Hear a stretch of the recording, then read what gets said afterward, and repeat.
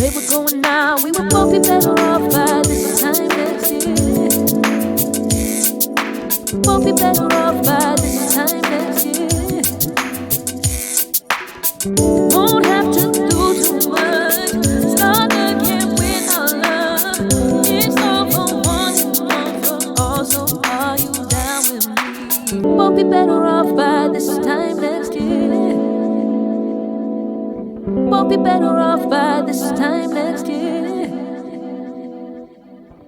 No more limousine, let's talk about. I don't know if you and me are even meant to be. Should we just leave it right here? Shit, the rate we're going now, we would both be better off by this time next year. Both be better off by this time next year. Won't have to do too much. Start again with our love. It's all for one and one for all. So are you down with me? Both be better off by this time next year. Both be better off by this time next year. Both be better off by this time next year.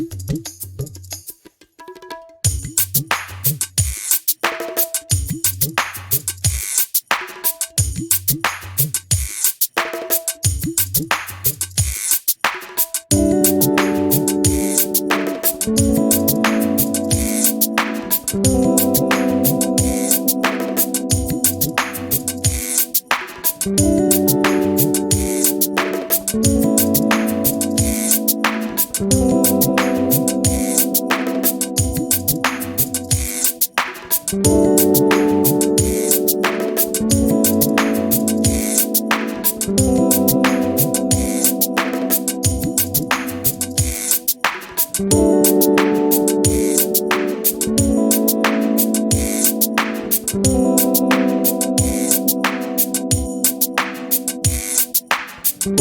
more limbo feelings. I don't know if you and me are even meant to be. Should we just leave it right here? Shit, the way we're going now, we would both be better off by this time next year. Both be better off by this time next year. Won't have to do too much. Start again with our love. Hey guys, what's going on? What's up? Hello. Welcome to today's stream. Welcome to today's chat. I'm so excited to have you guys here with me today. So before we begin, I see that you guys have been lining up in the room. You're all filing in. So before we begin, I want to get some technical stuff out of the way. I'm still testing this new setup that I have and so excited about it. You should see my space looks like an actual studio, like a set. It's so amazing. And so I want to make sure that you guys can clearly hear me. So why don't you go ahead and put a 1 in the comment box right now if I am loud and clear. If you can hear me, if you can see me, if the video is looking good and all that stuff. I want to welcome you guys today back to my channel. It's been a minute since I've done a live video. And I think for the next couple of weeks, I'm going to go ahead and I'm going to start doing some more live stuff because it's a lot easier for me to do live videos than it is for me to actually sit and edit videos. And I can be so freaking lazy sometimes. Not lazy, I just get overwhelmed because I have a lot to do. So I'm going to be doing a lot more live topics, and I have some really great controversial things I want to talk about. And I say they're controversial simply because there are things that'll ruffle a lot of feathers, like tonight's conversation. However, I think they're so important in the area of fitness and the area of health and what so many of you are trying to do, getting yourselves together, leveling up your life. And as you know, my channel has really been moving, I still do a lot of contest prep and all that other stuff, but we've been moving into more fitness for the everyday woman as well. And I want to definitely reach you. So I see the ones coming in in the comments here with you guys being able to hear me, and that's fantastic. So yeah, guys, so today we are doing a live call-in, and I want to hear your thoughts. I want to have your participation. So about midway through, I'm going to go ahead and drop the link in here for you guys to come on and talk to me on Zoom. You don't have to be on camera. You can go ahead, connect your mic, and link up through Zoom on your phone even. And I want to hear your thoughts on today's conversation. So I've got a lot of folks that are here today from my various channels. I'm here live broadcasting on YouTube, and I'm also live broadcasting on Facebook from my personal profile, my 2 groups, my business Facebook page. So wherever you're from right now, here's what I want you to do. Okay, listen. We got to get these likes up. There's enough people in here that need to hit that like button. So hit that like button. Go ahead and hit the thumbs up. If you don't like me, you think I'm just crazy, you don't like this topic, that's fine. Hit the thumbs down too, because guess what? YouTube does not care. It's all interactive stuff. It's all telling YouTube this is worth showing somebody. So just emote, please. Thumbs up or thumbs down, whatever you choose. On Facebook, give me some hearts and some thumbs and some angry faces, whatever you want. Listen, darling, I'm not going to tell you what to do with your emotions, okay? So go ahead and give me some love. And if you are new here and you are not subscribed, honey, subscribe right now because you don't want to miss when I go live. I've got a lot of shenanigans planned. Oh my God. Come on by, subscribe, hit the bell notifications too, and set it to all notifications so you get everything. You don't miss a single thing. So today, all right. So today, what are we talking about? Today, we are having an important conversation. And let me go ahead and give you some background information and some whys behind why this topic is super important to me. I've been in fitness for a long time. I've been in fitness for over 20 years. It's been Jesus Christ, what's the math? It's been almost 23 years or so at this point that I've been a fitness professional, okay? 23 years. And I just love it. I love fitness and I love helping people. And I've always known that my calling on this earth, like since I was 5 years old, I just knew that my calling on this earth was to inspire people. And I didn't know how I was going to do that, like how I was going to make that happen. That's why I think, growing up, I got really into the arts and I was a ballerina and like I did dance and all that other stuff. I danced professionally. I also got into acting. I did a lot of theater and commercial work and stuff like that. And eventually, with the training that came along, and that was another way to inspire people. And so I have all of these ways that like have allowed me to really stand in my purpose and in my calling. And it's been really on my mind as of late to really reach other Black women out there. There's a lot of talk that I've seen online about the obesity rate in Black women. And ladies, it's not even it's not hyperbole and it's not like exaggeration for me to sit here and say that a majority of us are obese or overweight. And when I show you the numbers, you're going to see why I can sit here and say a majority of us are. It's not a generalization. And that's a problem, because it affects so many of us and so many of the people that we care about. It might be affecting you right now.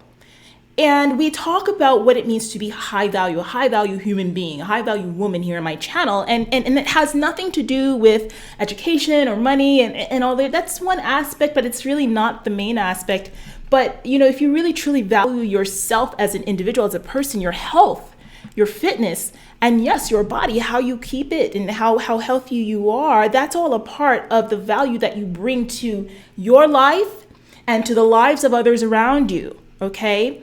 And so we have to have this conversation. And every time I bring this up, anytime this is discussed on other channels, other platforms, women get really in their feelings. So what I'm going to ask you to do tonight is to please leave that at the door, because we don't have time for you to get in your feelings about this, okay? I'm going to be ripping the Band-Aid off, and I'm going to be talking to you like a coach, because that's what I do. But I'm going to be talking to you in a sense so you get an idea of how crucial it is for you to start taking control of your health.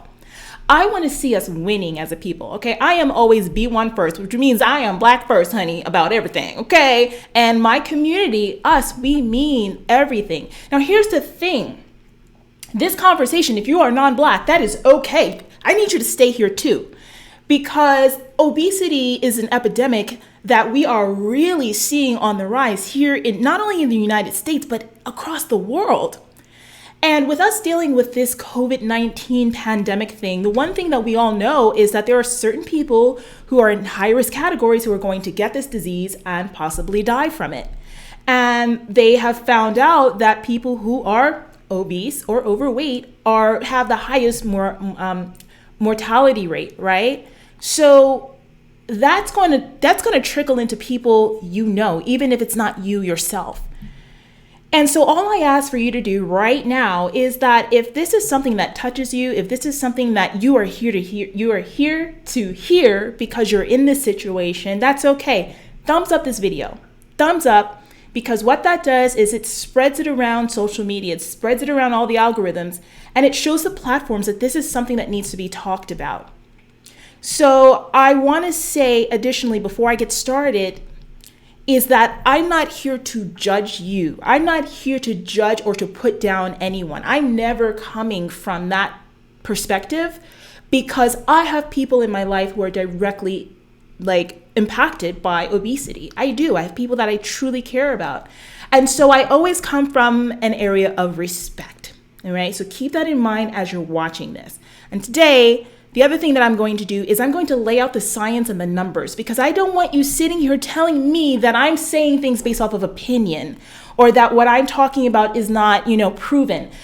Honey, I got the receipts, and we're going to be talking about those receipts today. Okay, so let's go ahead and jump in. I got View from the Man Cave. What's up, man? How you doing? Good evening to Roxy in the chat, showing some love and support from DC. Love it, love it, love it. I got a bunch of you in the room right now. So if you have questions and you want comments, at the end of today's broadcast, guys, I want to talk about solutions. Excuse me, voice is going. It's not COVID though, so don't worry.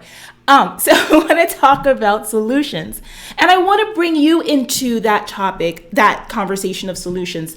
So if you're a woman who has been impacted by obesity, if you're a woman who's dealing with it now, if you're a woman who's overcome it, if you're a woman out there who has some feedback, or you want something to say to other women out there, come on, I want to talk to you. If you're a guy out there who is watching this, and hey, listen, I'm not specifically covering the obesity numbers in men, even though I'll talk about it a little bit today. But if that's something that impacts you, you have something to say, listen, you've got mothers, sisters, daughters, aunts, cousins, friends, whatever, who are impacted by this, wives, girlfriends, whatever, right? I want to hear what you have to say as well. So when I drop the link, I want you guys to go ahead and make sure that you come online. Don't post your questions in the chat box. I'm not reading chats. Okay, y'all better come on here. If you want me to read your chat, you can super chat it. Okay. So you know, Miss Roxy, I always got something fancy for you because I just love to put together presentations, because I'm professional here. Okay, so let's get into our conversation. Okay, so today we are talking about at critical mass, the obesity epidemic and crisis among Black women. So today, you guys, I will be actually reading off a couple of articles that I found online that are going to kind of be the backbone to this. So we'll get into that in a moment. And I should post the link in here to the article. And that's what I'll do right now in the chat. I'll try to get it. If you're watching it on YouTube, you'll probably be able to see it better than those who are maybe watching it from my Facebook. So let me post this in the chat for you right now. We'll be hitting up that article in a moment. Okay, so go ahead and click that link in the chat. So here we go. Let's get up into it. So 80% of us are obese, and today's agenda is to hold a mirror up to what some common issues are that many women are having when it comes to their weight loss efforts, particularly when it comes to obesity. I want to go ahead and talk about the reasons why we got here, what's going on, and really just uncover why we have 4 out of 5 women who are Black who are obese. I want to give you some inspiration and ideas about how you can overcome these issues and finally make your dream body your reality, to lose weight, to move better, to feel better, to be able to wear the clothes you want. I want to give you those solutions today. To learn from example by hearing the story of some of our brave viewers by way of our live call-in, of course, and give you some hope that you can do this, you can succeed, and a small piece on how you can definitely get started on that road.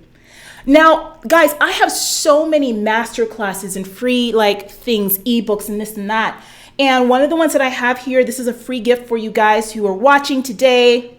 This is mostly for ladies. I mean, guys, you can watch it too, but it's for my women out there. And I put together a really awesome masterclass called Your Best Body Yet. And I'm talking about 3 common mistakes that women are making every single day when it comes to their training and nutrition and getting the results that they want. And then giving you some solutions about how you can, tackle those issues if you are dealing with them. So go to rockstarfitness.com/yourbestbody to sign up for that. It's totally free, and you'll get some other information and stuff like that, and get on my email list as well. And finally, of course, before we jump into here, if you are a woman out there who knows that you need some help, you want to do this better, you want to do this smarter, come on by to my website, rockstarfitness.com/claritycall. Honey, set up an appointment. We'll talk about that later. But hey, listen, mama's got to pay the bills, so I got to do a little advertising. So anyway, let's go on into our conversation for today. Now, before we jump into the meat of this, I want to bring your attention to one of my recent lives that you guys should definitely check out. And it's about the struggle bus Sally. And in this one, I'm talking about some other issues that are not pertaining specifically to Black women, just women who have been struggling on the struggle bus when it comes to your training, your nutrition, and getting results. Check that out. That's on my YouTube channel here. And I'll put the link in here later on. I'll put it up for you guys in the replay, or you can just go to the playlist. Go in there and check it out on my channel. This is a good, complimentary conversation that matches along with this particular conversation tonight. So I wanted to spotlight that. So make sure you go ahead and look for that thumbnail. So what are the causes for obesity in Black women, right? That's what we want to take a look at. And I've got so many here that you're just not going to believe. If you caught the podcast I did yesterday, I touched a little bit on that, but I'm going to add some extras today. But honey, there are some excuses out there and some reasons out there that shouldn't even be a part of the equation. But before we talk about that, I want to talk about the numbers. I'm going to lay out the science, And I'm going to tell it like it tis right now, okay? So this number of 80% obesity rate among Black women, ladies, this is not a fake number. Like, this is a real number. Like, it's not pulled out of the air. It's not people just talking about things and just saying things out of their butt. Like, this is literally real, okay? And so I want to go ahead and talk about the source of this. The source of this comes from the U.S. Health and Human Services Department in their minority office. And actually, I've got a, let me go ahead and pull this up for you, because I do have the actual slides here. Hold on a second. Let me go ahead and pull it up over here. Now let's go ahead and take a look right here for a second. And I'm going to pull these numbers up and I want to read it off the website because I want to be real official here. Okay, let's see. Aha, here it is. So this website is the Office of U.S. Department of Health and Human Services, the Office of Minority Health. And just for those who like to read along, I'm gonna go ahead and put the link in the chat for you. So go ahead and check that link out. Let's open that one up too, okay? So here are some statistics. And these are recent statistics. These are not old statistics. So obesity in African Americans. African American women have the highest rates of obesity or being overweight compared to other groups in the United States. Let me read that one more time, okay? African American women have the highest rates of obesity or being overweight compared to other groups in the United States. Ladies, when you take a look at the actual numbers, because they have given the charts, if you're a sciencey person, you like to see those things, click the links and below, because there are PDF files where they give you the charts and they go by like different races and genders and ages. And African American women, like, we are outpacing every single person in obesity. So meaning white women, Black men, white men, Asian women, and Hispanic men and Hispanic women. 80%. So the ratio is about 4 out of 5 African American women are overweight or obese. Now, I want to go back for a moment, because in order for us to understand what that means, we got to kind of talk about what are the numbers that differentiate. Like, what is obese, right? So let's talk about that. Let's talk about how that breaks down specifically, because it's not what you think. So obesity and overweight defined. Let's talk about it. So obesity is diagnosed when your body mass index, your BMI, is 30 or higher, okay? So there are several calculators online that can help you to determine your personal BMI. And what I suggest you to do right now is go ahead and minimize this window and go ahead and find a BMI, type that into Google, BMI calculator, and see what your number is while we're talking, all right? So you can kind of give an assessment of where you are. So for most people, BMI does provide a reasonable estimate of body fat, but there is one classification of people where it does not, and I'll talk about that in a moment. So if you have a BMI that is below 18.5, you are considered underweight, okay? If you have a BMI that is between 18.5 and 24.9, you are within normal range, normal weight, okay? If you have a BMI that's between 25 and 29.9, you are considered overweight. And if you have a BMI that's over 30 or over, you are considered obese. So when we talk about obesity and overweight, there's two different classifications and it goes by BMI. Now, as I said, there's a classification of people that the BMI scale completely fails. And that is actually pertains to muscular athletes, okay? Now, let me say that one more time, guys. Muscular athletes. Okay? So that's not just folks who say, well, I'm thick and I got nice hips and my legs are thick and I got a little bit more muscle, and Black folks have more muscle than, we're going to talk about that in a minute. Black folks have more muscle mass than white folks. No, stop it, okay? Yes, me, with my trophies in the back to prove that. And if you don't know who I am, you never seen me before, go ahead and Google Roxy Beckles, bodybuilding, okay? I'm a bodybuilder. So when I do a BMI, I'm overweight, but my body fat percentage is low. Most of you are not in that position. So you got, again, ladies, rip the Band-Aid off and let's get honest here. Okay, because I see a lot of talk like, well, no, we're going to talk about that in a minute. So if you're pulling that right now, I'm calling out your BS, okay? So that's what's defined as obesity. Now, we got to go back for a second because I want to go back now to this thing here. So hold on, let me get over here. Alrighty. So let's get back here. Go back to the link that I gave you guys in the description. What is this? Okay, listen here, guys. If you're going to come to my chat and you're going to post BS, I will block you. Okay, I got to get some moderators in here because no posting, no spamming my chat, guys. That's rude and you will be blocked. Okay. Okay, so let's go back to our discussion here. So we're talking about those numbers again, okay? I told you we're gonna get really deep today. We are going deep, guys. I'm not playing with y'all today, okay? We are going in, okay? So, looking at the numbers, in 2018, non-Hispanic blacks were 1.3 times more likely to be obese as compared to non-Hispanic whites, okay? In 2018, African-American women were 50% more likely to be obese than non-Hispanic white women. 50% more likely. From 2013 to 2016, non-Hispanic black females were 2.3 times more likely to be overweight as compared to non-Hispanic white females. All right? These numbers are insane, ladies. People who are overweight, as we know, are more likely to suffer from high blood pressure, high levels of blood fats, diabetes, and LDL cholesterol, all risk factors for heart disease and stroke. And in 2018, African Americans as a whole, now here's the other thing, we're going to talk about this later today too. 20% less likely to engage in physical activity as compared to non-Hispanic whites. So not only do we have the highest obesity rate and overweight rate of everybody, all people in America, we are 20%, only 20% of us are actually working out. So the 80% are obviously not working out, right? And I've got numbers on that too. When I say we are at critical mass, ladies, that's what I mean. When I say that we don't have much time on our hands to fix this, that's what I mean. Because the studies have actually shown that for the first time in generations, our parents are outpacing us living.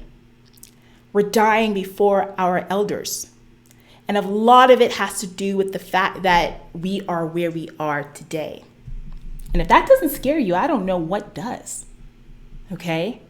Like that should just be the impetus to get off your butt and get it together.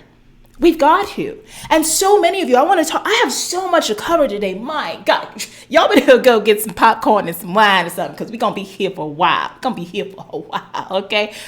Think about this, okay? So many of you are parents, right? You have children. My mom's out there. Kids watch everything you do. So if 80% of us are not taking care of us, what do you think your kids are going to pick up? And then it becomes a thing of generational, I don't want to call them curses, but generational dysfunction. And it's time that as Black people, we've got to start breaking those dysfunctions. And part of the dysfunctions is this whole thing about how we eat, the fact that we don't work out, the fact that like some Black people see working out as a white thing. There's people who actually still think that. Oh, I don't go jogging, that's a white thing, right? Ridiculous. We got women, and there are studies on this, that won't work out because they don't want to mess up their hair.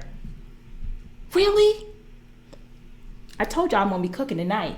Okay, I told y'all I'm going to be cooking tonight. So let's go ahead. Let's break up the monotony a little bit, okay? Get ready to call in, all right? When I finish up the presentation part here and we talk about solutions, I do want you guys to call in. We'll be using Zoom. So if you need to go ahead and download Zoom on your device, on your computer, on your phone, or whatever, get it going, get it fired up. So when I drop the link, you're ready to jump on because I want to talk to you, okay? So go ahead and scroll up a little bit if you're just joining us. Scroll up, and I put a link in the chat for you guys to follow along on the next one that I want you to have here. Hold on a second. Let me go on and bring it up again. All right, I'll put it in here just in case you joined us a little bit late. Welcome. If you are joining, make sure that you hit that like button, honey. Okay. And all you guys who have some amazing comments, I see them. You better be ready to call in, all right? You better be ready to call in, because I ain't sitting here reading all these comments here. And they're good, but I ain't reading them. You better come on in here. All right, let's go ahead and open this one up, guys. This is from the Atlanta Voice, and this is going to be one of the backbones to our conversation here today. I wonder if I can go ahead. Let me try this real quick. Go ahead and make that bigger here. All right. All right, so today's article is one that is with the Atlanta Voice. Very, very good article. And it was actually written back in November 2019 by Darcy Orteque, I think her name is. Darcy Orteque is her name, okay? Or his name. That is a person's name, okay? Darcy seems like a woman's name, so excuse me if I misgendered. Okay, so let's go ahead and get into here. So Betty Busby, 55, has struggled with her weight since high school. It's in my genes to be chubby. I'm going to talk about that in a minute. It's in my genes to be chubby. And I have always thanked God that I have a man that loves my shape. And I'm going to talk about that in a minute too, okay? He still thinks I'm sexy with my small waistline, big hips, and thighs. And I will forever be grateful for that. That's a problem, okay? Okay, we're going to talk about that, okay? Because some of our men are helping to perpetuate the obesity epidemic in the Black woman.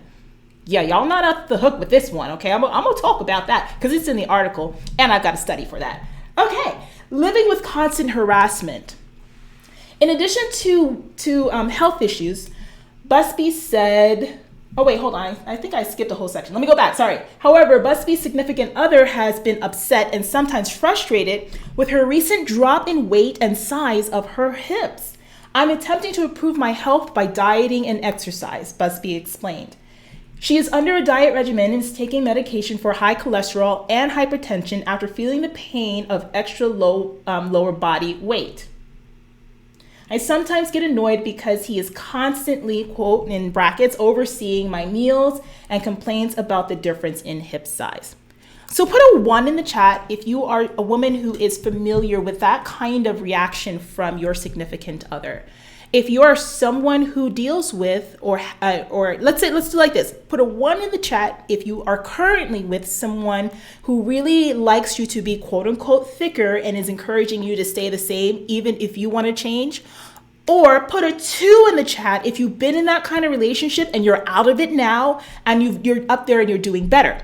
Put a 3 in the chat if you are currently in a relationship with someone and you are in the process of losing a bunch of weight after being in that more obese or overweight category. I want to see where my demographics are in this audience, because I think that as Black women, that's something that we hear all the time about body shape, right? Well, I'm going to go ahead. I'm going to talk about that in a moment. So the first thing I want to go ahead and point out is, let's go to the second paragraph here, and I'm going to show you some numbers that have to go along with this. So living with constant harassment. In addition to health issue, Busby said her shape has caused problems in shopping for clothing that smaller women can typically buy off the rack. Men are also verbally assertive with unsolicited comments and reaction to well-endowed women. As a young adult, I had to learn to live with the harassment, she said. Butt slaps were really offensive. I just hated when a guy would not back down with coming up to me in a public place. I asked one guy why he was so persistent, and he responded with, I'm afraid if I go home without your number, I'll never meet someone like you again. Busby also said the work world can be a tricky environment, particularly if you encounter a female supervisor with different, i.e. smaller physical attributes than you. Males will move boxes for you, open doors, and pay special attention to you, said Busby, who is employed by the Los Angeles Department of Public Social Services. African American women are reportedly more susceptible to being overweight or obese than other races. The U.S. Department of Health and Human Services Office of Minority Health has reported that roughly 4 out of 5 African American women are either overweight or suffering from obesity. This statistic has a lot to do with the long-standing history of the African American culture, socioeconomic stress, status, stress, and dietary habits that have been passed down from one generation to another. Now, I was reading that, and I want to hear your thoughts on that, because I didn't understand the correlation that she was talking about with why obesity had to do with harassment for her. Like, is she using this as a crutch to eat or to overeat or to try to hide her body? Or is she using this as a means to say that men like me like this, so that's why I stay like this? I don't understand that. So if you're someone who understands that rhetoric, get ready to get on the line, because I do want to talk about that. However, there are some interesting studies that did come out on the piece about the socioeconomic status of Black women and why, and how that really like impacts obesity for them. So let me go ahead and bring that up for you. Let's see. Here it is. Got right to it. So actually, you know what? There's one other thing. I want to go back. There's another article, guys, and I'm not going to link this one. I just kind of want to get through this. But this one is why 4 out of 5 Black women are overweight. And they kind of touched on this. And I want to go ahead and link this in here. And one of the things it talks about is about the discrimination point, right? And how physiological and social factors have an impact. Women who are women who report more experiences of racism have been shown to be more likely to become obese. This is a study that they've been doing on Black women since 1992. I believe the research ran from 1992 to about the early 2000s, where they followed Black women every single year, asking them questions about their health, and it was a whole study and survey. And so this is how these women who participated had answered, okay? So about 55% of study participants reported experiencing discrimination at work.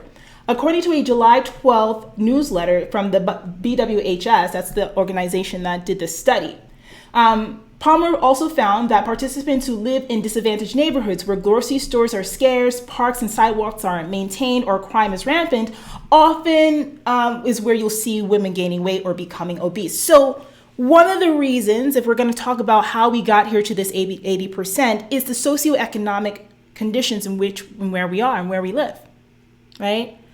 So if you think about it, if you're dealing with racism, I talked about colorism in my last video. Go on by my website, make sure you, not my website, sorry, go by my YouTube channel, make sure you watch that video where I talked about colorism and how to deal with that if you are a woman who is dealing with that regardless of your race, because it happens to Asians, it happens to, Indian women, it happens to Black women, this colorism issue. I talked about that and how you can gain your self-esteem, so check that out. But it's interesting to think about the correlation between feeling discriminated against and feeling like racism plays a part in obesity and being overweight. And that's one correlation that I still don't quite get or understand. What I think is, I just really feel like I just really don't understand it. I don't understand it. So if you have been in that situation, I want to talk to you. I'm going to drop the link because you see that I'm completely verklempt. I don't even know where to go with that one. But here's a study that I do want to bring into the mix here. Okay. So this talks about it a little bit more. So socioeconomic status, this is a study. I'm sorry, by the way, guys, this is a study that was done, it's called Obesity in Black Women, Special Considerations Related to Genesis and Therapeutic Approaches. And you can find this study online. I'll drop the link in the comments for you guys if you want to go ahead and check it out. So here's what they were saying about the socioeconomic piece when it comes to Black women. I've just lost it. Sorry, guys. This is live, child. So, listen, I'm trying to keep it together. Okay, socioeconomic status as measured by educational exposure across the life course likely places Black women at risk for weight gain and the development of obesity. Those in the Black Women's Health Study, that's the one we were just talking about, with the lowest parental education and achieved education levels were found to be more likely to gain weight and become obese as adults, okay? For Black women who graduated from college, now they're talking about in this particular study as well, that Black women who are higher socioeconomics and higher education are actually more obese than women who are not. It's so crazy. So for Black women who graduated from college, there was no longer a relationship between parental education and risk for obesity, suggesting that a college education may overcome the adverse impact of limited childhood resources and obesity. However, I have another study that talks about what I just talked about. Let's scroll down a little bit. Prevalent obesity in the US has been shown to be inversely associated with neighborhood-built environmental characteristics such as density of food venues and recreational facilities. More data are emerging that highlight the relationship between neighborhood-built environment, obesity, and cardiometabolic risk in Black women. So there have been studies that have said that yes, environment, racism, other things that you may be dealing with that cause literally stress lend to the obesity factor. We need solutions on how we can change that and help you to move past that if you are a woman who is in that situation. Because no matter what, I just don't feel like it's an excuse that should be stopping you from being healthy, okay? Let's continue on with the article. So going back to the Atlanta Voice, we're going to talk about the cultural standards and the barriers, right? Cultural standards and barriers. Some will argue that there are a number of cultural barriers, fashionability. That's talking about the hair. We're going to get into that in a minute. Family responsibilities, stressful lifestyles that may also challenge or prevent many African American women from exercising regularly. Like I said a little bit earlier, guys, only 20% of African Americans, period, are working out. And I have a statistic I'm going to show you in a moment. The United States Surgeon General Regina Benjamin stated in an interview for the Chicago Tribune that oftentimes you get women saying, I can't exercise today because my hair might get wet. Yeah, let me say it again. I can't exercise today because my hair might get wet. I'm going to sweat out my hair. Really? Come on, guys, right? For some, there's a trade-off between preserving heat-required hairstyles and physical fitness, and research suggests that misplaced vanity is at the root of the problem. There was a study that talked about that as well, and it's called Hair as a Barrier to Physical Activity Among African American Women, a Qualitative Exploration. It was published in January of 2018 through Frontiers in Public Health. I told you guys again, I'm coming here with receipts, so you guys cannot say that I did not warn you, that I did not that I'm being disingenuous, because I'm not. Like, these are literally reasons why our women are not doing what they have to do for themselves, guys. And that is an absolute problem. Okay. And I just noticed that this thing isn't scrolling. I've been going through the pages here and all this stuff, and this thing ain't even scrolling. So if you have the link, if you want to read along with this particular article, just go ahead, scroll up a little bit in the chat and you'll be able to get that. Now this study, like I said, hair is a barrier to physical activity for African American women. This one, let me go ahead and post a link if you guys are interested in seeing that, because I know so many of you in my audience are like readers and you guys, want the research yourself. So I'm going to put it in the chat. Let's check this out. Boom.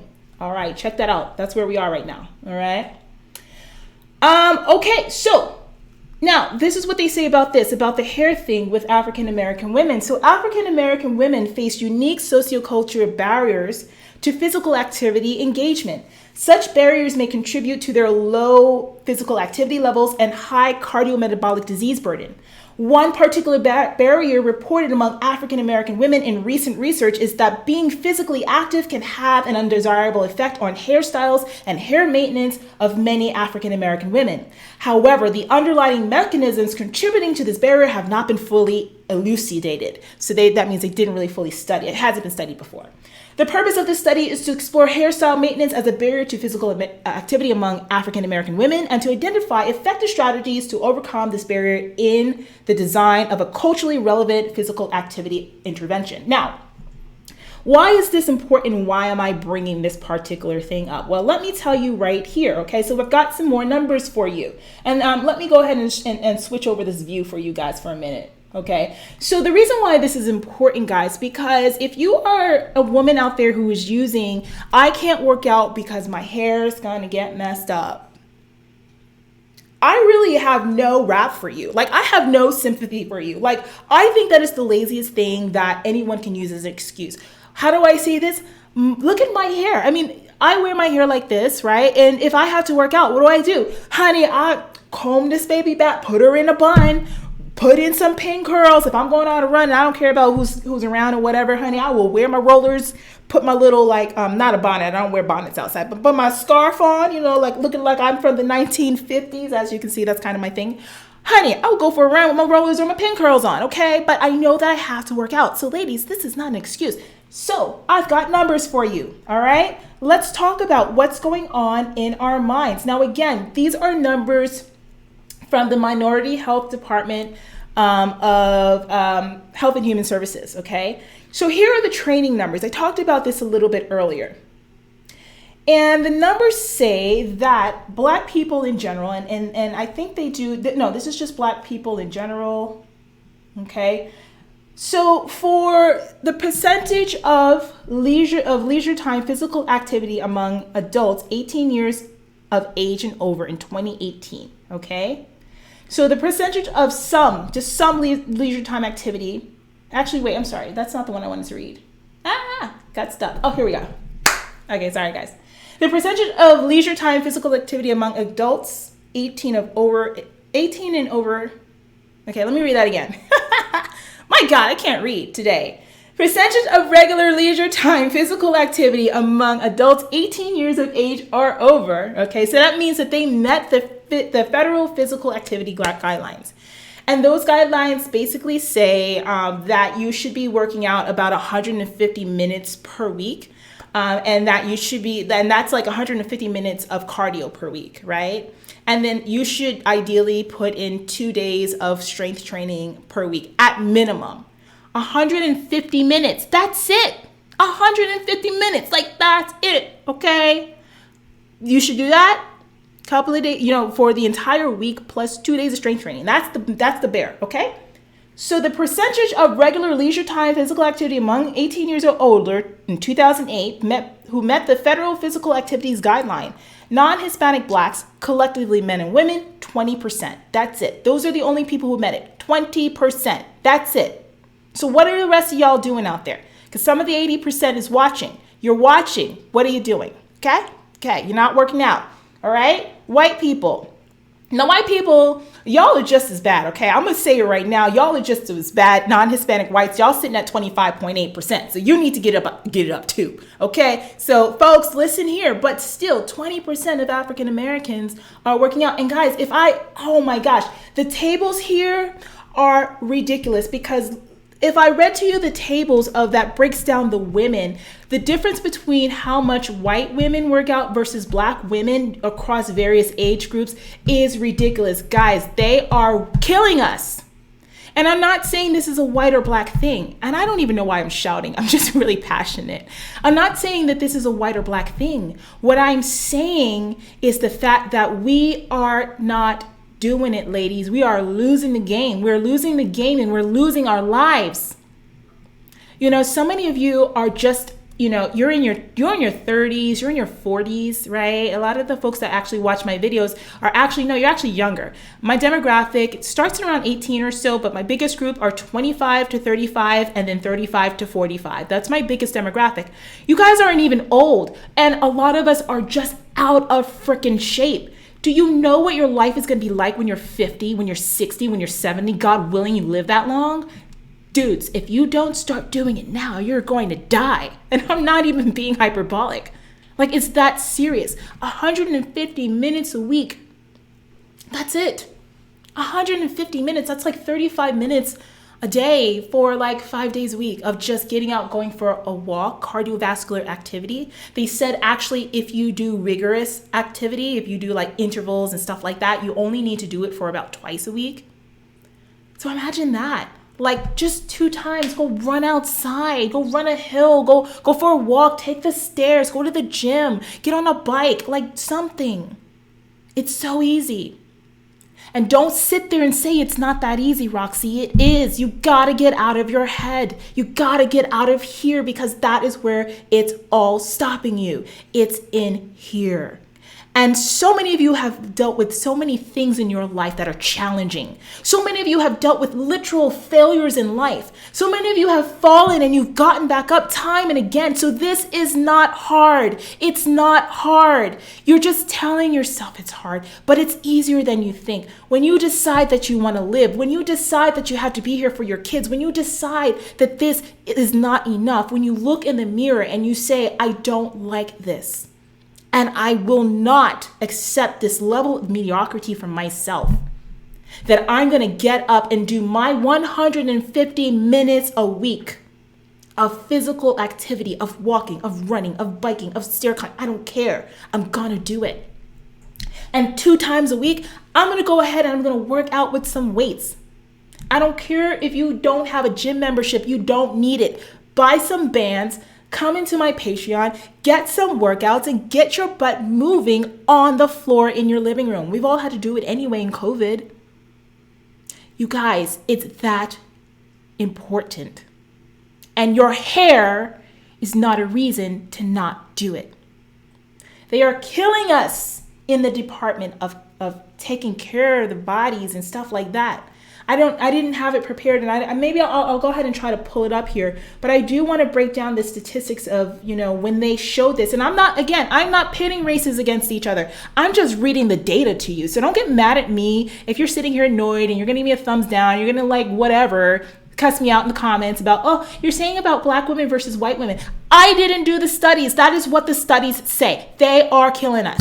Okay. It's crazy because in some of the age categories that are on this table here, I put the link in there for you guys to see it, that they actually said that in the age categories, it was only 10% of black women in a specific age category was working out consistently and doing both strength training and resistance training, and 30% of white women were doing it. We're all in America. We're all hearing the same information. So what the heck is going on here, ladies? And nobody is talking to us like this because everybody gets in their feelings. It's so hurtful for you to hear the truth. But if you don't hear the truth, particularly from someone who looks like you, who cares, the reason why I'm so passionate is because I care, then who's going to talk to you, right? Right. So let's go back. I hope you're fired up while you're reading this, because I want you to be, because I want you to get on this call and I want to talk to you. Okay, I want to talk to you. You get on this call. So, all right, here, let me put that link back up. Okay, because my thing over here is just going crazy, and I don't know why it's not refreshing. I don't know why it's doing what it's doing. But we're going to go back. This is the article that I'm reading from the Atlanta Voice. So, see the link. I just put it in the comments again. If you missed it, you can go back and take a look and follow along. We're kind of in the middle here. Okay, so let's go back to that article. We're up to the part that says cultural standards and barriers. To the contrary, African-American men and the media have also supported plus size and curvy women, which have made many overweight African-American women feel comfortable in their own skin. I did a couple of videos. I just did a video recently that talked about this issue and questioned whether or not the fat acceptance and body positivity movement is actually detrimental to the Black woman and to just us in general. Go back to my YouTube channel and watch that. Okay, if you're watching this in the replay, I'll put it in the little eye circle thing on the side over here. But ladies, we have women in the media like Lizzo, who is, I'm not a big fan of hers because I don't really like her music too much, but a lot of folks love her, and she has this whole body positivity movement, which, by the way, is interesting because she came out and said for herself that she doesn't want to do that anymore. Okay, that she doesn't want to be a body positivity person or whatever is going on there. There we go. She doesn't want to be seen as an activist and all this other stuff or do all these movements just because people see her as fat and Black is the reason why they support her, not because of her intelligence, talent, or whatever. Okay, whatever. But I love the fact that she does say that you should embrace yourself, which I don't think is a bad message. Okay, I think that when you realize that you need to change, when you realize that there's something wrong, when you realize that you are on the path to being better, then embrace where you are in the present, even as you look to the future person that you are trying to become. But to sit and accept that you are in this category that is a medically induced, is a medically defined medical condition, disorder, obesity, okay? And to sit back and say, yo, I'm fine. I love it. I love it. I love it. You should love it too. It's disingenuous. You know what I mean? So I don't want you to feel bad about yourself. I don't want you to feel like you're some kind of like a failure or something because of where you are, but I want you to acknowledge that that's not healthy. It just isn't, okay? And our people do that all the time, okay? The Washington Post and the Kaiser Family Foundation conducted a poll to get the perspective directly from the source. According to the Washington Post, the poll revealed that although Black women are generally heavier than their white counterparts, they report having appreciably higher levels of self-esteem. That figure was 66% among Black women considered by government standards overweight or obese. So what is that saying? So it's saying that despite these women, 66% of the women that they surveyed and talked to for this particular poll, that they were considered obese, okay, or overweight, but they loved it. They loved it, man. That's all right. It was cool. It was cool in the game. Ain't nothing wrong with it. And how many times have we heard that? I got a little bitty skinny waist. I got big old thighs. I got this, and I'm fine. Ladies, you're not fine. Let me continue with this article because it's going to go ahead into this. Research like this also suggests that as a culture, the majority of African American women see no harm in being too vain to take accountability for their health. In the 1992 hit, Baby Got Back, Sir Mix-a-Lot highlighted the fact that many Black men embrace full-figured Black women despite contrary beliefs, okay? I'm not going to read those lyrics off because you already know that is. You know what this is. They're giving you the lyrics to Baby Got Back, right? So it continues. Songs like this and others inspired women to love the skin that they're in and to be proud of their thickness because men appreciate rolls, curves, and big bottoms.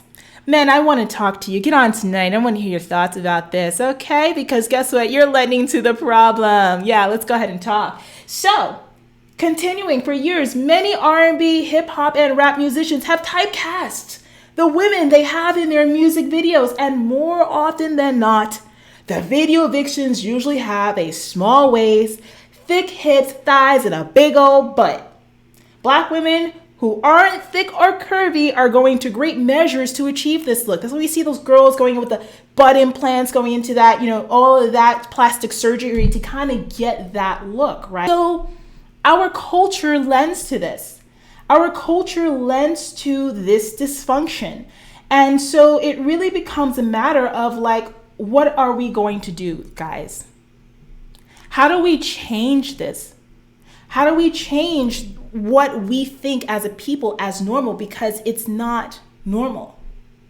Here's a study. This is going back to that study that I had told you guys about that we were looking at earlier, just a moment ago, obesity in Black women, special considerations related to genesis and therapeutic approaches. And they talked about this in the study, okay? So compared to women of other racial ethnic groups, overweight and obese Black women exhibit acceptance of a larger body size. Body size misperception, or the desire to maintain or gain weight when one is already obese, appears to be disproportionately more prevalent in racial ethnic minorities and has been associated with overly optimistic perceptions of cardiovascular risk and unhealthy behaviors, including inadequate physical activity in African Americans. Boom! Big old drop there on ya. Put a 1 in the chat right now if you know what I'm talking about. Put a 2 in the chat right now if you have been there before and you decided to change yourself. Put a 1 or a 2 in the chat right now. Our culture embraces this. Our perceptions of beauty embraces this.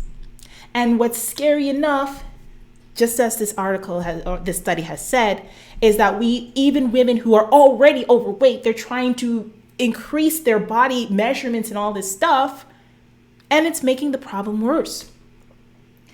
So data from 2003 and 2006 demonstrated that among overweight and obese U.S. adults, Black women who misperceived their body weight were more likely to be sedentary and less likely to meet recommendations for physical activity as compared to women of other ethnic or racial groups.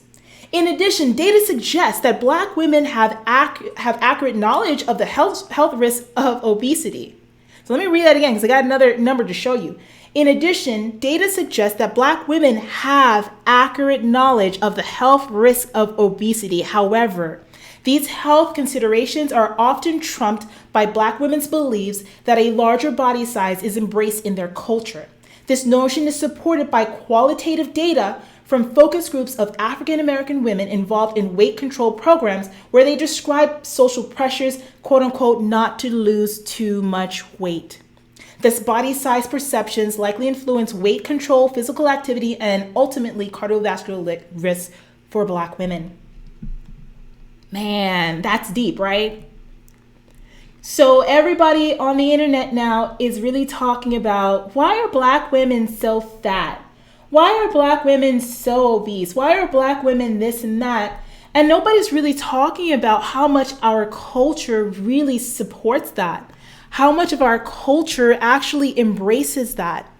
How much of our culture does not set you up to being healthy?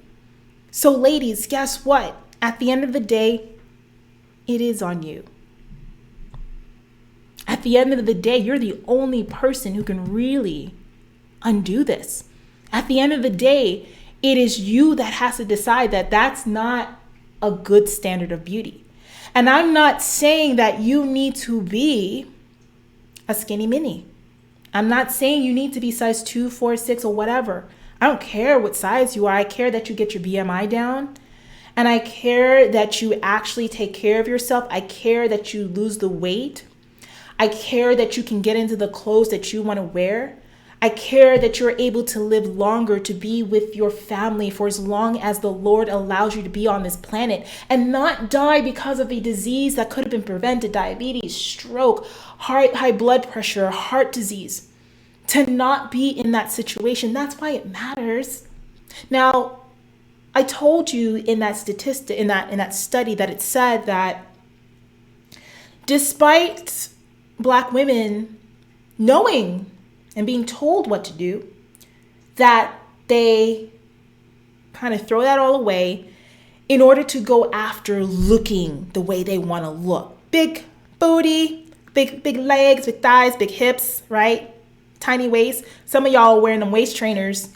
Child, you can't pull in a gut, okay? You cannot pull in a gut with a waist trainer, honey, okay? You're going to have to lose some weight. And you can't spot reduce. You can't just keep your butt and your thighs and get a tiny waist. No, listen. Where's my magic wand? I don't have my wand. This ain't a magic wand, okay? Pretend this is a wand. My pen. I used to say this to clients. Look, honey, this is a pen. It's not a magic wand, okay? I'm going to get you to where you can get to for your genetics and be as tip-top as you can be. But I can't change the shape. You got to blame your parents for that or go to Dr. Miami. You know what I'm saying? But still, lose the weight. Now, here's the statistic that I wanted to show you, okay? Let me go ahead and pull up these numbers. Honey, I told you guys I have receipts. Roxy did not come to play today, boy, because I know how folks on the internet are. I know how folks on the internet like to be all in their feelings. I know how folks on the internet just like to say, you're just being mean. You're fat shaming. You're saying things that's hurtful to people. Oh my God. Guys, listen up here, okay? Everybody is such a freaking snowflake nowadays. Like, woman up and man up, okay? Because that's the only way we're going to be able to do anything to change these numbers. Now, let me go back to something that was really, really interesting. And that is what I told you about folks saying that they, they're having a hard time and all this other stuff. Well, guess what? Here are the interesting numbers where most of you can't say that you've never heard anybody say anything to you about losing weight or exercising. So for everyone who is out there right now on the YouTube and Facebook social media platforms and stuff space, percentage of adults 18 years of age and over who were obese and were given advice to exercise more. So the percentage of adults 18 years or older who were obese and given advice to exercise more in the United States, 65%, 65.1% of non-Hispanic Blacks were told, you need to exercise, okay? So out there in the world, my 80% of overweight or obese women, Black women, you've been told to exercise before. So you can't use the excuse that, well, no one really told me, or I didn't know, how to exercise, or that I needed to exercise, or I don't know.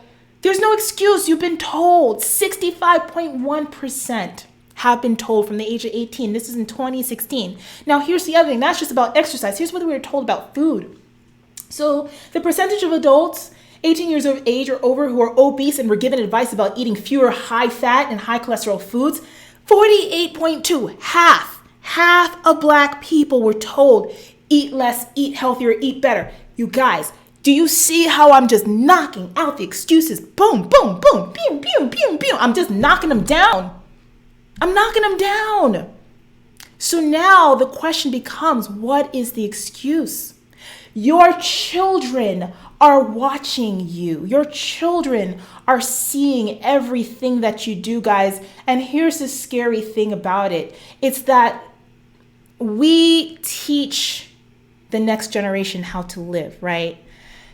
For those of you that want to say it's a genetic thing, I have really bad genetics. My family's really stocky and everybody's heavy, everybody's obese and all that other stuff. Okay, I'll give you that.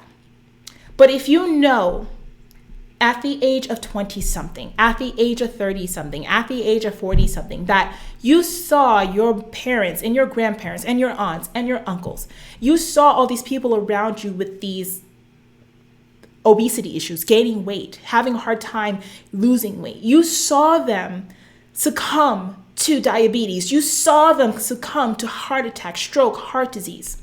You saw all of this, and you still allowed yourself to get into the situation that you are in right now. So there's no excuse. You've been told, and now I am sitting here damn near pleading with you.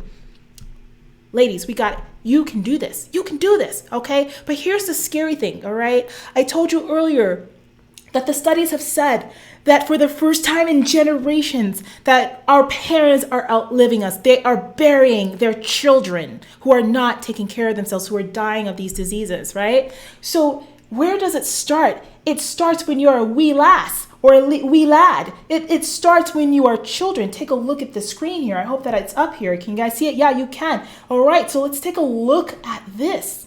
All right, if you got comments, if you're on fire, get ready. I'm opening up the phone lines in a minute. Get your Zoom ready. Log into your Zoom. Get it on your phone, on your tablet. Download Zoom because we got to talk about solutions here, okay? Children. So the percentage of obesity among children and adolescents ages 6 to 11, okay? This was taken in 2013 to 2016. For non-Hispanic Black female children, 6 to 11, 24.1% of those children were obese. 24.1% of our girls. Conversely, our boys were only at 15.5%. Now, if we scroll over and look at where white children are comparatively, ages 6 to 11, only 10.4% of their girls were obese between the ages of 6 to 11. Now, this is between 2013 and 2016. Our young baby girls, our little girls, our innocent little girls are 2.3 times more likely to be obese than their white counterparts. What do you think happens as they get older? How do you think that plays into their self-esteem? How do you think that plays into how they see themselves in the world? How do you think that plays into their own self-worth? Who's to blame if they are children and they cannot feed themselves? This is why 80% of you need to get your whole entire life together. Now, interestingly enough, among white children, non-Hispanic white children, 17.3% of their boys, so more of their boys tend to be obese than their girls. So y'all got to check that too, okay? Now, if we're taking a look at the study from, they brought the ages out a little bit more, took it a little bit to a higher range. So they went from children ages 6 to teenagers ages 17. Same time period, both boys and girls together. 23.5 of our children ages 6 to 17 are considered obese, whereas their white counterparts were sitting at 15.5. So our children, our boys and girls ages 16 to 17 are 1.5 times more likely to be obese than their white counterparts. Okay. Now, we have another number that's interesting. Now, remember, I told you that you can't hide behind the excuse that you don't know what to do. You can't hide behind the excuse that nobody told you, because you were told, right? 65% to 42%. Now, the percentage of children ages 2 to 7 for whom a doctor or other health care provider gave advice about the amount of and kind of physical activities in the United States that's required of them to be able to keep their weight normal, 44.1%. versus 47.5% in the white population.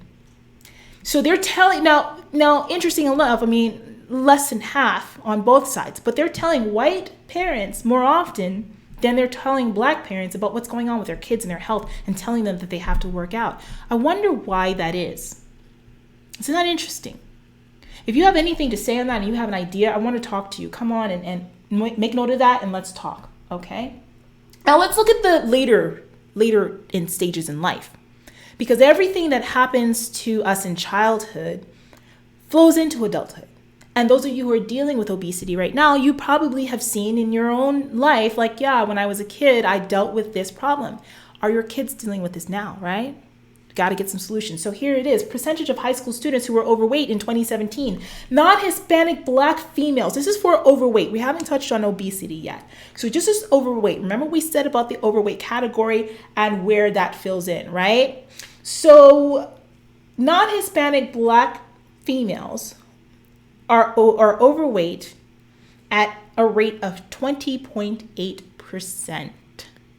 whereas their white counterparts are at 14.3%. So our girls, our young teenage girls who are in high school, have a 1.5 times more likely, or they are 1.5 times more likely to be overweight versus their white counterparts, okay? Now, when it comes to high school girls who are obese, 16.7% of our girls versus 10.3% of white girls. We are beating them on that to 1.6 times more likely to be obese. Now, here's an alarming statistic for those of you who are moms and dads to teenage boys. Our teenage boys in high school, their obesity rate is at 19.7%. So they're higher than our girls who are at 16.7. There's like a whole 3 percentage point difference between our boys and girls. This is in 2017, so we kind of got to see what the new numbers are. I couldn't find anything as of more recent. But we got to talk to our boys too, because there's something that's going on there that nearly 20% of our boys in high school are obese. And the number for overweight is actually less than the girls. They're at 14.8%. Our kids are in crisis, guys. Guys, this is generational. I don't like to use the word generational curses. It's generational dysfunction. It's dysfunction. There are so many things happening in our community. We talked about some of the socioeconomic things with racism, with, poverty, like just being in poverty, or just being in areas or neighborhoods that do not have facilities for you to work out, recreation, food deserts where you can't even buy like fresh foods for miles because of the area that you live in. There's a lot of stuff happening that we can step up and change. I'm only touching on the tip of the iceberg today, because I'm going to do some other videos on this, and I don't want to get this too long, because guys, I'm only touching on the very tip. Like, there are some other things in here as well that I may not be able to get to today. For instance, where motherhood plays a part in obesity in African American women. And actually, you know what? Let me talk about that. Let me go back for a second, okay? Motherhood within our community is actually causing even greater levels of obesity. And here's why. So childbearing also proved a factor in weight gain. In a 2003 paper published in Nature, in a 2003 paper published in Nature, Palmer, who is the doctor who's kind of heading off some of this research, and her colleagues reported that African American women who have children young are overweight at the time of pregnancy, or they gain an excess amount of weight during pregnancy.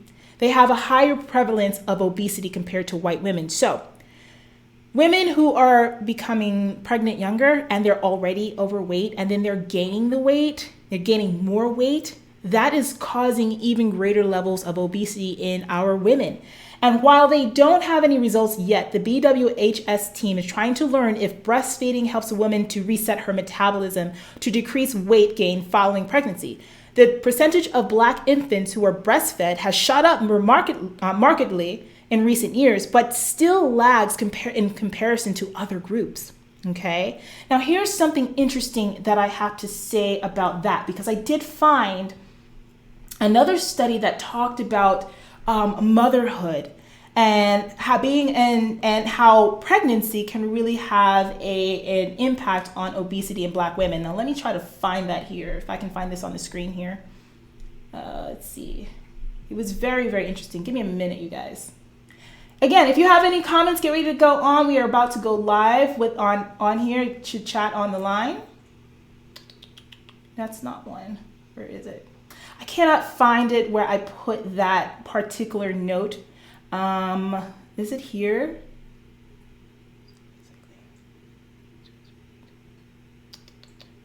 Yeah, okay. I don't know where it is. I'll do it. You know what? I'll do another video on that. How it is that our women are gaining more weight in pregnancy and they're unable to actually take it off. And here's actually one of the factors that talks about that. For women who've been able to lose weight, a lot of you are losing and gaining the same weight. This same study says behavioral factors influencing weight loss and weight maintenance in Black women. Here it is. Irrespective of pregnancy related weight gain, obese Black women may disproportionately struggle with weight cycling. Weight cycling is defined as repeated loss and regain of body weight. Caucasian population, that was wrong. However, there's a limited number of studies about weight cycling in Blacks. They've done this on white people, but they haven't done enough on Blacks, okay? But among 167 overweight and obese Black women evaluated prior to recruitment into a weight management program, 63% of them were found to be weight cyclers, reporting weight loss and regain of 20 pounds or more unrelated to illness. So they're finding that in this group that they studied, Black women were losing and gaining the same weight over and over again, and it had nothing to do with them being sick or any kind of conditions and stuff like that. They're trying to get to the bottom of why this happened. Black women, characterized as weight cyclers, had significantly higher BMIs and a peak weight, a higher incidence of binge eating disorders, and greater desires for thinness as compared to non-cyclers. So not only were these people who are gaining and losing the same weight over and over again, there's higher levels of eating disorders in Black women. That's a topic that I've talked about here on my channel that I will be getting more into, okay, about overeating. The greater desire for thinness, and they've had other issues and stuff like that related to weight cycling. So some very interesting research, guys, okay? So those are some of the reasons why I got through it. Oh, Lord, thank Jesus, I got through some of it. I haven't even touched on the tip of the iceberg, you guys. It's that serious. 80%. What are we going to do? How does this impact other areas of your life? How does this impact your love life? How does this impact your, if you're single and you're trying to get out there, you want to meet someone, like, how does this impact your marriage?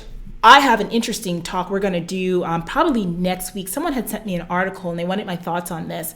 And we had actually somebody call in a recent show where she was experiencing this. And this is another thing that people don't want to talk about, but like how you're in a marriage, right? And you're in this, I'm going to stick it to marriage, not really just a relationship, but you're in a marriage, right? And you've gained a significant amount of weight. We just talked about people or women having issues being weight cyclers, women who are already obese or overweight, gaining weight as Black women during pregnancy and not being able to lose it, right? Making the problem worse. How their spouse had a lot of issue with that. And in this particular article, it was a woman writing from this perspective about how is it okay for you to feel like you should stay in shape for your spouse? Like, that's a conversation that a lot of people are not having. But do you know how many times I have women that come to me that say, Roxy, I need to lose weight because I want to be more attractive to my husband. I want to be more attractive to my significant other. And I have to lose weight because I just don't feel sexy. I just don't feel sensual. I just don't like how I feel. So they can't like how I feel. They can't fully appreciate me. Guys, women are having this conversation whether you like it or not. So now we got to talk about how do we change this, right? So I want to get on and I want to talk about some solutions. Now, here's the thing. I have some rules about this, okay? I'm going to drop the link in here in a moment for you guys to get on and talk to me on Zoom. And like I said, you need to be on Zoom to call in and I'm going to drop the link. I want you to keep in mind that you are to be respectful, okay? You are to be respectful. If you look at the chat right now, you should see that Zoom link right there. I just dropped it in there on YouTube. It should also be there on Facebook as well. You are to be respectful of our audience, okay? This is a touchy subject. This is a subject that is simply not comfortable. This is a subject that leads to a lot of emotional distress, but this is a subject that needs to be talked about. So what I want to talk about right now I want to talk to women who are dealing with, who are dealing with obesity, who are dealing with being overweight, who are dealing with struggles in that. If you have questions about what's going on with you personally, if you're struggling with your diet, if you're struggling with your training, if you're struggling with motivation, I want you to get on the call. All right. And, listen, you can make up a name. Nobody's going to see you on Zoom. So you don't have to put on your camera. You can't see the camera on my Zoom when I put it on. We can only hear your voice. So come on and talk to us. If you're having issues and you have questions you want me to answer regarding your training, regarding your nutrition, regarding where you are, come on and ask. I'm inviting you to do that. Okay. I also want to talk to women who are currently in a weight loss journey. I want to talk to you if you are a woman who has lost a lot of weight and you've kept it off. I want you to give some words of encouragement to our audience and tell us what it is that you have found that works for you. If anything that I said tonight really sparked some interest in you or inspired you, some thoughts, if you had stuff to say in the comments, come on to the call, okay, because I'm not going to read the comments out loud on the screen. I want a dialogue. So come on to the call and let's go ahead and talk. Just go ahead and get into Zoom, all right? And I dropped the link in there for you guys, so make sure that you go ahead and you get on there, all right? And while we are waiting for folks to come on to the Zoom and join us for a call, hold on a second. I should actually get in the room. Let me get up in the studio here, guys, in the Zoom studio. There we go. All right. Here we go. All right. So we're live now. We're live. The Zoom line is open. Go ahead in there and click that link so you can talk to me and I'll put you on. Again, you're not going to be on camera. It's only you speaking and we'll be able to hear you and all that good stuff. And I just want to hear your thoughts. Now, I want to talk about solutions as well because I think that that's so important. I don't want to just point out the problem and not give you guys a way of getting better, not giving you a way of just staying inspired, okay? The first thing I would say for a lot of you is, and this is a part of your fitness journey, we are taught to look at fitness just as stepping in the gym, right? Just as like eating better, you've already heard that. I gave you the numbers of how many folks out there have been told to train better, have been told to train, period, have been told to eat better. You've heard this a million times before. But for some of you out there, there's so much more to it. Some of you need someone to talk to. Some of you have things that are making you turn to food and overeat, binge eating. Some of you are dealing with situations where you don't feel safe in your environments. We talked about that earlier. You're dealing with colorism, racism, people's, ideals about you, and it's really stressing you out, and you really can't think straight. Okay, so you're dealing with that. I understand. And it's tough. And you need to talk to someone. And I'm big on therapy. I am so big on therapy. I think it's so important to get help, because there are 4 aspects of fitness that you should be focused on, okay? And that is your physical fitness, that is your mental fitness, that is your emotional fitness, and that is your spiritual fitness. And that doesn't even have to mean that you believe in Christianity, or you're Jewish, or you're this, or you're that, Muslim, or whatever it is. I don't even mean any of that. You could be agnostic, I don't care, but you have something that is greater than yourself that motivates you, that really inspires you to want to be better. And however you manifest that, that's important. So those are the 4 areas of fitness that I talk about, that I try to cultivate in every single client that I work with. Okay, it's not just contest prep stuff, it's not just diet and training, it's all of that together, so you can become this woman that we call the high value woman. Right. Get on the line if you want to talk to me. Get on the line if there is something that you feel like you're struggling with right now. If you have a question about how you're eating, if you have a question about your training, get on the line. I dropped the link in there. Come on by and let's talk. I want to hear your thoughts about what you think about this topic today and what some solutions are. But therapy is so important. I work with a therapist, actually, and I tell everybody that. I actually refer people to the service that I use, and I don't even get a kickback for it. Because I think it's so important, guys, because a lot of what's going on with the obesity epidemic does have to do with that mental picture, and making sure that you are starting to really take care of that, the traumas that you've been through. It's really important to make sure you get through that. The next thing that I would say is, I told you what the federal government has said are the minimal requirements for working out and for training. And it's not even that much. 150 minutes a week of cardiovascular activity, plus at minimum 2 days a week of strength training, of some total body strength training. How can you work that in? Now, see, it's not enough for you to just hear me say these things. It's not enough for you to just sit back and listen to me talk. You've got to put it in action, right? So why don't you go ahead, write down right now, write out a schedule for yourself where you say, okay, self, Monday at 7:00 a.m., I'm going to get up every Monday and just go for a little jog around the block. For those of you, this conversation is not for those of you who work out already, because I told you 20% of y'all this isn't even applied to. The 80% of y'all it does. So just getting out, going for a walk, really, really great way to start, and eventually challenging yourself to get into sprinting and running. Right? I'm gonna drop the link in here again for you guys so you can come on here and talk to me. Okay, come on in and talk.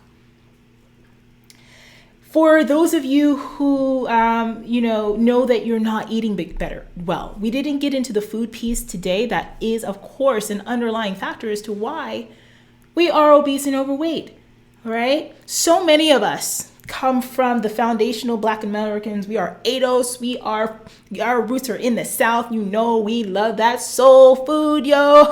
Okay, we love that soul food. And then there's those of us who also have, Caribbean backgrounds and stuff like that, or even African backgrounds, whatever, that were born and raised here in the United States. And even the foods in those cultures are very rich, right? So how can you eat better? How can you do things better? Actually, there was part of that article that I had shown you guys that talked about the food issue with African American people, with Black people. And let me see if I can get to it here. The one that's from the Atlanta Voice. All right, there is one part here. Let me go ahead and bring this up for you guys so you can see this. There we go. So talking about the food piece, right? So the food piece is what they said about the food for us. And so many of you can probably like relate to this. The lure of fatty food. I think that we can create our own community. I think that we can create in our own community a mentality that this is something that we don't have to accept, he added, being about the obesity epidemic. We have the collective energy as a community and as a culture to push back and to really make changes. In most African American gatherings and celebrations, food is the highlight of the event and often sought out as the most important. The problem is that calorie-dense foods that are rich in flavor but lack vital nutrients are usually presented as a way of fellowship with little to no portion control. The thing that I really feel passionate about is empowering particularly our African American community to really understand the influences that have been propagated from across the culture that have led to poor health outcomes. There's a social injustice that's being propagated towards us as a community. Researchers speculate whether this may be the first generation to not outlive their parents, considering the alarming numbers of obese children who later become obese adults. There is a psychological approach to preventing obesity, and it is the responsibility of the parents to have candid discussions about what children should put into their bodies and what foods are important to consume in moderation. And we talked about that just a moment ago. Guys, we are at critical mass. So I say it again, we are at critical mass right now. So what are some ways that we can bring about solution is always the question. When it comes to your kids, they're watching. How can you teach them to eat better? Can you cook with them? Can you have them help prepare lunch and learn what portion sizes are supposed to look like? Can you retrain their taste buds? They're children. If they have a tantrum because they can't eat hot Fritos or Cheetos or whatever that is, I've never had them before, but what hot Cheetos they are, like teach them that, hey, look, there's a better option out there. Let's try this instead. Pop some popcorn. Here's something. Pop some popcorn. Sprinkle on a little bit of sea salt. Throw some cayenne pepper up on that baby. You're going to have your mouth on fire, okay? So like doing little things like that where you can bring about change for the next generation and teach them how to feed themselves better. So important. But it all is going to start from within. It's all going to start from you. We have the capacity to be so great within our community. And I want to see our women winning. I want to see you guys stepping out and being great. I'm offering you the opportunity to come on here and talk to me right now. Do I have a single black woman on the phone right now? No. Nobody wants to talk about what's going on. And that's the problem, ladies. See me, I'm fine. See me, I'm an old maid, okay? And I look damn good. That's because I took care of myself. And you can have that too. But it has to be something that you want for yourself. It has to be something that you're willing to put in to change. And you have to do it because you want to, because your health is on the line. So I hope that today at least inspired you. You know, that's all I can really do is inspire you to hopefully be better. To hopefully get you to a point where you are willing to step outside of the box. You're willing to step outside of the norms. You're willing to step outside of the chatter in our community. You're willing to step beyond what we see as the standards of beauty, quote unquote, within our community, that you're willing to step beyond that and to really take full control of your health. And it's going to start with you making the changes from within. Making the changes today, making the changes right now, because guys, it's really not as hard as you think. Okay. So let me look here. All right. Let me just go ahead and I'm going to close off the lines because if you don't want to talk to me, I'm going to end this because I ain't going to sit up here waiting for nobody all night. I done said what I had to say. And if you want to get better, it's up to you. If not, that's up to you too. you know? But this is what I want to say to my women out there who might be watching this in the replay, because I want to reach you too. All right? If you're ready to do something about this and you want to change, if you're ready to just get up on the next level and to really take your body up there, let me show you this real quick. There are 2 ways that you can go ahead and get yourself going. One way is by joining my Patreon community. And, my Patreon, it's self-paced. I put a lot of information in there. At the beginning of every month, I like to release new workouts. I release all kinds of workouts and stuff. And there's already a nice database of stuff in there for you guys to get started with gym workouts or at-home workouts as well. You don't even need a lot of equipment. In that community, you'll also find some amazing master classes, journal prompts, and a lot of stuff. And it's put together so you can go at your own pace. You go in there, scroll down, just consume all the stuff. Once a month, I allow you to get on a group coaching call that I usually hold with my clients anyway. And you can go in there and get some support, talk to me directly, listen to other women on their journey, and just be inspired. Keep your head in the game. Our next group coaching call is actually going to be coming up next week. So if you want to go ahead and join us, come on by. Okay, it's really affordable. You see the prices there. It's super affordable. And again, it's no excuse. It's none whatsoever. And then for those of you who are in a position right now where you want some direct help, and that that you're ready to really take things to the next level, you want to rock and roll, you want to have somebody by your side, hold your hand through the process, come on by rockstarfitness.com/claritycall. Okay, and set up an appointment, and we'll talk for 30 minutes about what the heck is going on. How did you get here? What's really, and I don't want people coming to me telling yeah, Roxy, I just want to lose 10, 15, 20 pounds, and I just want to get back into the jeans again, blah, blah, blah, blah, blah, all that other blah, blah, blah. No, I'm going to go ahead and ask you, okay, so what does this really mean to you? Because those jeans, that's not the reason why you're here. Why are you really here? Because when you can have that kind of conversation with a fitness professional, that's when they can get you help. Now, here's the thing. I don't play around. If I decide that I'm going to take you on because, yes, this is a mutual thing, just because you want to hire me doesn't mean that I'm going to let you hire me, because I only work the most serious people. I only work with the most serious women. Point blank, period, the end, because I don't need your money. I don't need it. And I'm not going to take anybody on that is not ready to work. You see how serious I am here? Now imagine you had conversations like this with me on the phone 1, 2 times a week, 3 times a week if you needed it. That's how I work with my clients. So you come to me, we're getting work done. And this is not anything you've ever done before. Yes, you're going to get a training program. Yes, you're going to get a meal plan or diet or whatever numbers, but you're also going to be coached on your mindset. We're going to get this right. So if you are ready for that level of intensity, honey, come on, bring it. I'm ready for you. I'm ready for you. I'm crazy. rockstarfitness.com/claritycall. 30 minutes may change your freaking life, honey. Now, if you're watching this in the replay, share your comments below. Apparently, my audience that's live right now is afraid to talk to me. No, guys, I don't bite. And I want to hear from you. So if you didn't get a chance to make your comments, you didn't call in, that's fine. I'm not reading the comments because I'm not doing that. If you have something to say, you get on my Zoom, okay? I'm not reading comments, okay? But if you have something to say in the comments in the replay, then I'll talk to you. So go ahead and put it in there, post your comments. Thumbs up this video right now. If you are not subscribed and you are watching this on YouTube, what's wrong with you, baby? What's wrong with you, baby? Come on and join the party here. Become a part of the Rockstar Brigade, okay? I want you to be a part of the family. Subscribe, hit the bell notifications. That way you don't miss a single thing. Set it to all notifications so you don't miss anything, because I'm going to be doing a lot of live videos over the next week. We are not done with this topic. I am still going to be talking about this topic. I'm going to be breaking it down for you guys with some other things that we didn't quite touch on today.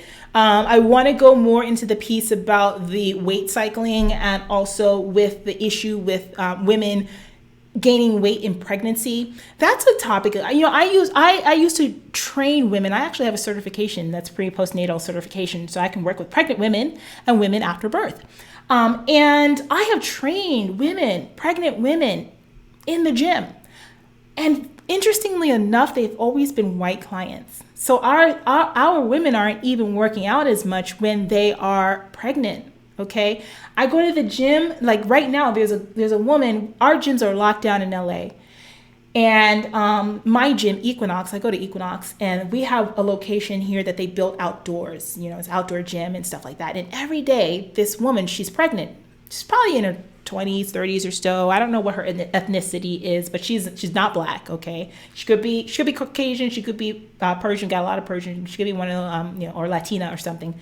She got this belly, honey. She come on with her little outfit on, her little, her leggings. She got a little belly out. She got her sports bra, and she comes and she works out with her trainer. And when she's done, that body's gonna bounce back like that, honey. When I have kids, my body's gonna bounce back like that. Okay, so ladies, we gotta get it together. I'm gonna talk about that pre and postnatal training for women who want to stay in shape. I have known professional dancers who have been on the dance floor pirouetting in point shoes and everything else up to like the week before they popped that baby out. Like, you saw her in the studio yesterday, next day she's like, pop that baby out. Okay, so training and working out is possible when you are pregnant. We're going to talk about that. We're going to talk about the education level in the studies that I've shown you guys, how the relationship between education, higher education, and higher income.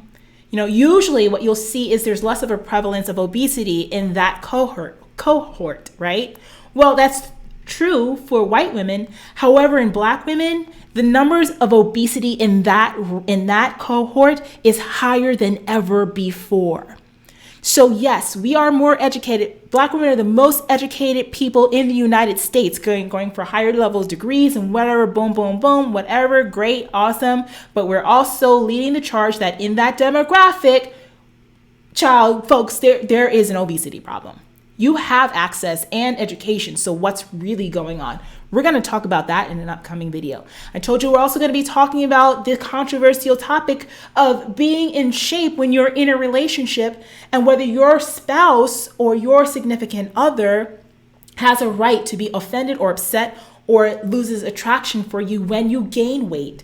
These are topics that are really being talked about and felt on a daily basis. But actually, I should take it back. I shouldn't say that they're talked about, because they're talked about to me as a coach and a trainer. They're not said publicly to all of you. So if there are those of you that are going through this, it's real. And you have nobody to really say these things to talk to. We're going to get to the bottom of that. So honey, if you are not subscribed, you need to subscribe right now. Right now, okay? Subscribe right now. And make sure that you hit the bell notifications so that way you don't miss a thing. Set it to all the notifications. Thumb up this video. And let's go ahead and call it a night. I thank you so much, you guys, for joining me tonight. We ran a little bit longer than usual, but listen, I'm going to run as long as we need to in order for me to get out what I have to get to you, okay? So thank you for joining me. I really appreciate you guys and your time, and I'll see you on the next one. Bye.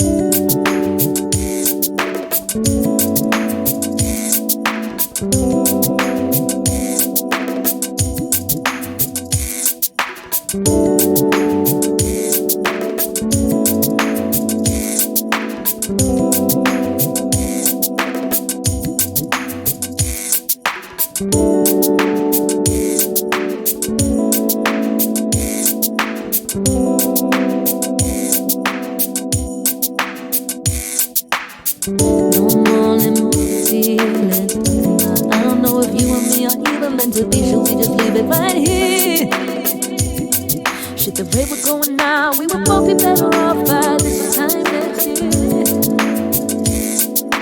Both be better off by this time next year. Won't have to do too much.